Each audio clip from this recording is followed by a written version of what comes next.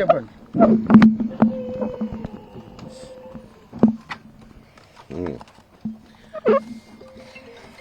ఇలాంటి రోజు వస్తుందని ఊహించలేదండి.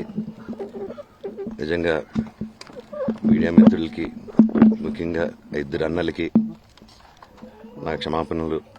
మా నాన్న తరఫున, మా అన్న తరఫున నేను సారీ అడుగుతున్నాను. నేను నీ తమ్ముడు అనుకోండి, మీ వాడిని అనుకోండి, మీకు నీ తోడుంటాను. మీకు ఏదున్నా నాకు ఫోన్ చేసేదానికి నేను ఎప్పుడు ఒక్క కాల్ దూరంలోనే ఉంటాను. I will always be there to support you and your family. And I'm sorry, నా కోసం సపోర్ట్ చేసేదానికి వచ్చి మీకు ఇలా జరగడం నాకు చాలా బాధగా ఉంది. నా భార్య పేరు లాగుతున్నారు, 7 నెలల కూతురు పేరు లాగుతున్నారు. నేనేం అడగలేదు, సొంత కాళ్ళ మీద పనిచేస్తున్నాను.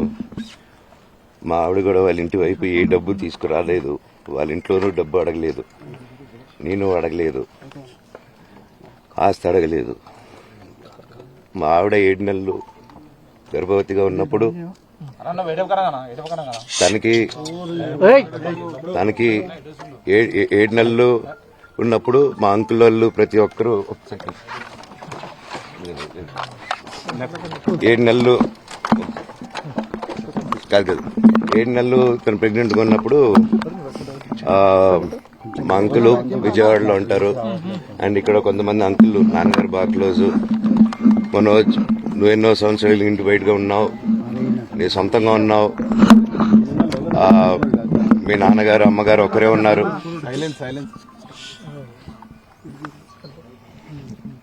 మీ నాన్నగారు అమ్మగారు ఒకరే ఉన్నారు. మీ అన్నయ్య ఏమో దుబాయ్కి షిఫ్ట్ అయిపోయాడు ఫ్యామిలీతో. మీ వైఫ్ ప్రెగ్నెంట్గా ఉంది, తనకి తల్లిదండ్రులు లేరు. తనకి ఇప్పుడు మీ అమ్మ అవసరం ఉంది, పెద్దోళ్ళు అవసరం ఉంది. నువ్వు అక్కడే ఎలా చూసుకుంటావు అంటే, నాకు ఆ రోజు మా భార్య కూడా ఒకసారి వాళ్ళు అన్ని చెప్తున్నారు కదా, ఎందుకండి ఒకసారి వినండి అంటే, సరేమ్మా నీకోసం వస్తాను అని చెప్పి మళ్ళీ తిరిగి రావడం జరిగింది. అండ్ నేను ఈరోజు నా గురించి ఆరోపణలు వేస్తున్నారంటే అది నేనేం చెప్పలేను. ఓన్లీ మీకు ఆధారాలు మాత్రమే చూపించగలుగుతాను. ఇప్పుడు వాళ్ళు చెప్పి నేను చెప్పి ఇది కరెక్ట్ కాదండి. నేను ఎప్పటి నుంచో కూర్చొని మాట్లాడదాం అంటున్నాను. పిల్లలకి లోకల్లో ఉన్న, అక్కడ లోకల్లో ఉండేది ఎవరో కాదండి, మా బంధువులే అండి అందరూ. ఆ చుట్టుపక్కల గ్రామాలందరూ మా నానమ్మ వాళ్ళ ఊరు, అమ్మమ్మ వాళ్ళ ఊరు, అందరూ మా వాళ్ళండి. వాళ్ళ పిల్లలు, మనవాళ్ళు, వాళ్ళ బంధువులు. సో వాళ్ళకి అన్యాయం, వాళ్ళు నాకు వాళ్ళ అర్జీలు పెట్టుకున్నారు, వాళ్ళ లెటర్లు పంపించారు, వాళ్ళన్నీ చేశారు. నేను వాళ్ళకి సపోర్ట్ గా మద్దతుగా నిలబడి ఏమైంది నేను అడిగేసరికి వినయ్ అతనికి ఫోన్ చేశాను, మెసేజ్లు పెట్టాను. సార్ వాట్ ఈస్ హ్యాపెనింగ్, ఇంకా కావాలంటే కాలు మీద కూడా పడతానండి, ఈ ఇష్యూ క్లియర్ చేయండి, మాట్లాడుకుందాం అంటే చాలా దురుసుగా రిప్లైలు పెట్టారు. నేను ప్రతిదీ ఈరోజు సాయంత్రం 5:30కి ప్రెస్ మీట్ పెట్టి ఇన్నాళ్ళు ఆగానండి, ఇంకా ఆగలేను. ఈరోజు ఈవినింగ్ ప్రతిదీ చెప్పేస్తాను. ఆ రోజు నేను పోలీసు సపోర్ట్ అడిగినప్పుడు స్టేషన్కి 100కి ఎందుకు ఫోన్ చేశాను, ఆ 100 దగ్గర నుంచి నేను పర్మిషన్ ఇస్తున్నాను, నాకు ప్రాబ్లం లేదు. మీరు ఒప్పుకుంటే మీరు మీ వల్ల అయితే 100లో నేనేం మాట్లాడానో మీరు తీసుకుని వినండి. ఆ రోజు ఆ హీట్ మూమెంట్లో, జరిగిన మూమెంట్లో మాట్లాడాను. ఇంట్లో 10 బండ్లు ఉన్నాయి, అందరూ ఉన్నారు ఇంట్లో. మరి ఇన్ని బండ్లుంటే ఇంట్లో ఎవరికైనా ఏదైనా అయితే కారులో తీసుకెళ్తాం. ఆ రోజు 108 అంబులెన్స్ వచ్చింది మా ఇంటికి. ఈ విషయం ఎవరికైనా తెలుసా? పోలీసులు కూడా తెలుసు, అది ఎస్ఐ గారికి తెలుసు. అది బయటికి రాదు, కానీ రికార్డులో ఉంటుంది కదండి, అది కనుక్కోండి సార్ 108 ఎందుకు వచ్చిందని. అండ్ నిన్ను ప్రతిదీ నేను కొడుతున్నాను, ఇది చేస్తున్నాను అన్నారు కదా సార్, సీసీటీవీ కెమెరాలు తెప్పిండి సార్. నేను కిరణ్ని, విజయ్ని ఇమ్మీడియట్ గా తీసుకొని యాక్షన్ తీసుకోండి, వాళ్ళే దొంగతనం చేశారని చెప్పాను. ఆ కిరణ్ నిన్న మా ఇంట్లో మొన్న చెప్తే నేను చూసుకుంటా అన్నారు. నిన్న మా ఇంట్లోనే తిరిగాడు. మా ఇంట్లోనే తిరిగి మా నానీస్ని బెదిరించి ఒక అమ్మాయి పారిపోయేలాగా చేశారు. నిన్న నా కూతురు బట్టలు ప్యాక్ చేసేదానికి ఇట్లా ప్రయత్నించాడు అతను. అప్పుడు నేను కంగారుగా అప్పుడు డీజీ ఆఫీసులకి వెళ్ళి, భయం వేస్తుందండి పిల్లల జోలికి వెళ్తే. ఎవరికి ఇది నేను అందుకే నాకు మా నాన్న దేవుడండి. ఈ రోజైతే ఏదైతే చూస్తున్నారో మా నాన్నని, ఇది మా నాన్న కాదండి. నేను అబద్ధాలు ఆడేవాడిని కాదు. నా గురించి మీరు ఎవరినైనా ఎంక్వైరీ చేసుకోండి, నా ఫ్రెండ్స్ని అడగండి. నాకు చిన్నప్పటి నుంచి ఉన్న స్నేహితులు ఒక్కొక్కరు వేరే వేరే వృత్తిలో ఉన్నారు. వాళ్ళు సొంతంగా కాళ్ళ మీద కష్టపడిన వాళ్ళే అండి. అండ్ నేను కూడా నా సొంతంగానే వచ్చాను, కానీ ఏ రోజు ఇది చేయండి అది చేయండి అని అడిగింది లేదు. అండ్ ప్రతిదీ నేను సాయంత్రం వచ్చి మీకు ఎక్స్ప్లెయిన్ చేస్తాను. దయచేసి కోఆపరేట్ చేయండి. థ్యాంక్ యూ మీరు అందరూ ఉన్నందుకు. విజయ్ అనే వ్యక్తి నిన్న అంత చెప్పిన తర్వాత కూడా మా ఇంట్లోనే నన్ను కొట్టేటప్పుడు అతని కారు నింది వెనకాల నుంచి అలా వెళ్ళిపోయారు అందరూ ఉండంగానే. మీరు అతని కారు నంబరు, అతని సిగ్నల్ ని దయచేసి ట్రాక్ చేయండి. అన్ని కంప్లైంట్లు పెట్టిన తర్వాత కూడా మా ఇంట్లో ఎందుకున్నాడు ఆ దొంగ? మీరు దయచేసి ఇది ఇమీడియట్ గా చేసుకోండి. నేను సాయంత్రం లోపల ఒకసారి మీరు అన్నారు ఇందాక మా నాన్న దేవుడు అని చెప్పి చెప్తాను సార్. మా నాన్న మీ షోల్డర్ మీద గన్ను పెట్టి కాలుస్తున్నారండి, క్లియర్ గా కాలుస్తున్నారు. ఆయన నేను పనులు చేసుకుంటూ అన్ని రకరకాలుగా ఉన్నప్పుడు ఆయన బ్రెయిన్ వాష్ చేసుకుని నా వ్యక్తిగత జీవితంలో బయట పెట్టి నన్ను, నా వ్యక్తిగత జీవితం తప్ప అది కూడా నేనేం తప్పు చేయలేదండి. నేను ప్రేమించిన అమ్మాయిని పెళ్లి చేసుకున్నాను, ఆ అమ్మాయి కోసం పోరాడాను.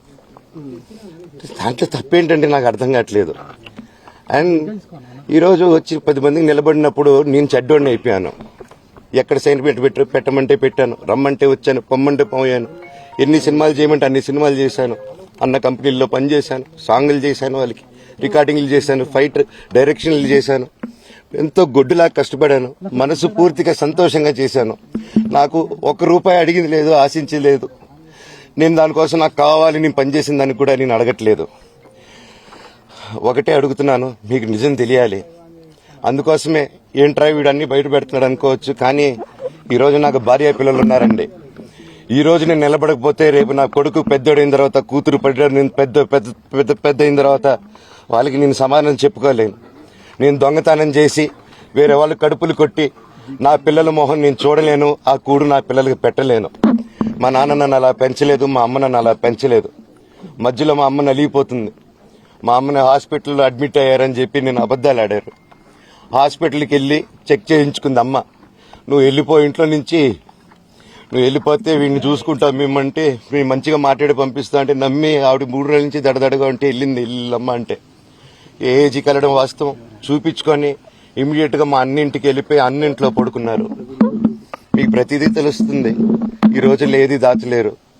మరి ఇంత క్యారెక్టర్ అసాసినేషన్ నేను చేయని దానికి చేశారు అని, నా భార్య వచ్చిన తర్వాత నేను చెడ్డోడినయ్యానని, అదే వాళ్ళ తల్లిదండ్రులు ఉండుంటే గమ్మునుంటారా అండి? ఈరోజు నేను గమ్మునుంటే ఎలా అండి? తనకి తల్లి అయినా తండ్రి అయినా అన్ని నేనే అండి. ఈరోజు తను వాళ్ళ ఇంట్లో ఆధారపడదు, నేను మా ఇంట్లో ఆధారపడను. నేను నా సినిమాలు చేసుకుంటున్నాను, తను సొంతంగా ఒక టాయ్ కంపెనీ పెట్టుకున్నాను. లాక్డౌన్ లో నా అహం బ్రహ్మాస్మి సినిమా మా ప్రేమ కోసం ఆపేసినప్పుడు నిర్దాక్షిణంగా నేను చెన్నైకి షిఫ్ట్ అయిపోయి ఈ ఊర్లో వద్దని మేము అక్కడ కూర్చొని, నేను మనోజ్ నువ్వు బొమ్మలు గీస్తావు కదా, కథలు రాస్తావు కదా, బొమ్మలకి ఆత్మనిర్భర్ అని నరేంద్ర మోడీ గారు ఇది అనౌన్స్ చేశారు. ఈ బొమ్మలు, నీకు బొమ్మలు ఇష్టం, పిల్లలు ఉన్నారు, మనమే క్రియేట్ చేద్దాం బొమ్మలంటే, లాక్డౌన్ లో నేను డ్రాయింగ్లు చేసి కథలు రాసుకొని నా ఫ్రెండ్స్ దగ్గర కొంచెం అప్పులు చేసుకొని మేమే పెట్టుబడులు పెట్టుకుంటూ, నా ఫ్రెండ్స్ కూడా పెద్ద కష్టపడి వచ్చిన వాళ్ళండి. వాళ్ళకున్న కొంతలో నాకు పంచుకుంటూ, మమ్మల్ని కాపాడుకుంటూ, ఒకరినొకరు కాపాడుకుంటూ నిలబడి ఈ రోజు మనీ నిలదొక్కున్నామండి. నేను నా భార్య, తను కష్టపడుతుంది. ఇప్పుడు కాశ్మీర్ నుంచి కన్యాకుమారి వరకు ఓన్లీ తను, నేను, ఇంకొక 3-4 కలిసి దీన్ని ఇంత దూరం తీసుకొచ్చామండి. ఈ రోజు నేను మళ్లీ సినిమాలకు వచ్చేసాను.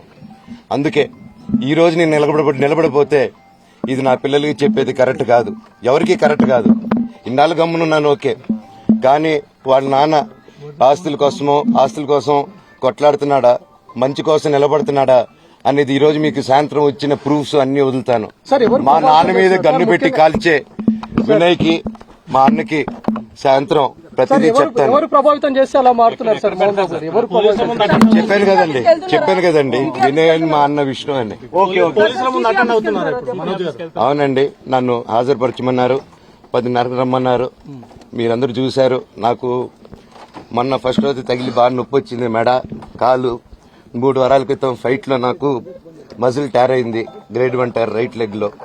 లెఫ్ట్ లెగ్ లో మళ్ళీ దెబ్బలు తగిలేయమన్నా. సో అందుకే కొంచెం బ్యాలెన్స్ ఇది ఉంది. ఒక మందులు హెవీ మెడికేషన్ ఇచ్చారు, హెవీ ప్యాచ్ కూడా ఇచ్చారు నాకు. దానివల్లే కొంచెం నడుస్తున్నాను. అండ్ ఇప్పుడు అందుకే రిక్వెస్ట్ చేసుకుని సార్ నాకు కొంచెం టైం ఇవ్వండి, పాప ఉంది, సెటిల్ చేసుకొని నేను వస్తాను సార్, కొంచెం సెట్ చేసుకొని అని పోలీసులు గారికి రిక్వెస్ట్ చేసుకొని ఇప్పుడు బయలుదేరుతున్నాను. సార్ మీ నాన్నగారు నిన్న ఒక ఆడియో రిలీజ్ చేశారు, అందులో చెప్తున్నారు మనోజ్ మద్యానికి సార్ దాని గురించే సార్ చెప్పాను. కామెంట్ పై ఏమంటారు? మద్యానికి బానిసై ఇలా ప్రవర్తిస్తున్నాడు, అందుకే నేను మనోజ్ విషయంలో సీరియస్ గా ఉన్నాను అని చెప్తున్నారు. సార్ మద్యానికి బానిసే ఎవరిని కొట్టాను సార్? నా పిల్లల్ని కొట్టానా, నా భార్యను కొట్టానా, మా అమ్మని కొట్టానా, మా నాన్నని కొట్టానా?